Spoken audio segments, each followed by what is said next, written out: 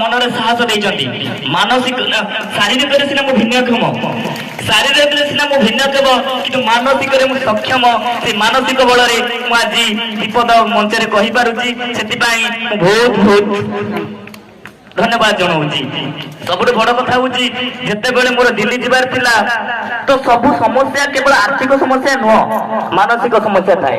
ତ ସେତେବେଳେ ଆମର ଆର୍ଥିକ ସମସ୍ୟା ବହୁତ ଥିଲା।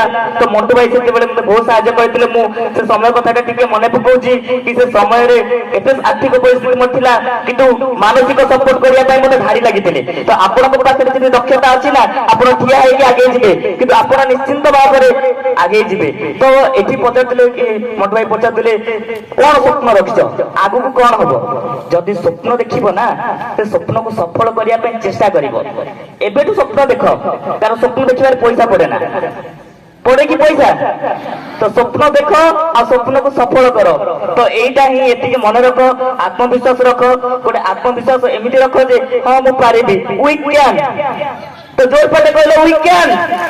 ଆମେ ନିଶ୍ଚିତ ଭାବରେ ପାରିବୁ, ଆମ ଭିତରେ ସେ ଦକ୍ଷତା ଅଛି, ଆମେ ପରିଶ୍ରମ କରିବୁ।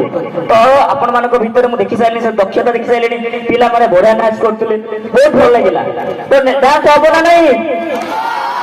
ହବ ତ ଡାନ୍ସ? ଯୋଉମାନେ ଡାନ୍ସ କରିବ ଦୟାକରି ଟିକେ ଆଗକୁ ପଳେଇ ଆସିଲେ। ଯୋଉମାନେ ଡାନ୍ସ କରିବ ମୋ ସହିତ, ଯୋଉମାନେ ଡାନ୍ସ କରୁଥିଲେ ମୁଁ ଅନୁରୋଧ କରୁଛି ଯେ ପିଲାମାନେ ଆସନ୍ତୁ, ଯେକୌଣସି ଡ୍ୟାନ୍ସ ଲଗେଇଦେବେ ମୁଁ ନିଶ୍ଚିତ ଭାବରେ ପିଲାମାନଙ୍କ ସହିତ ହିଁ କରିବି। ବାସ୍ ପ୍ଲିଜ୍ ଫିଲ୍ ମାଇ ଲଭ୍।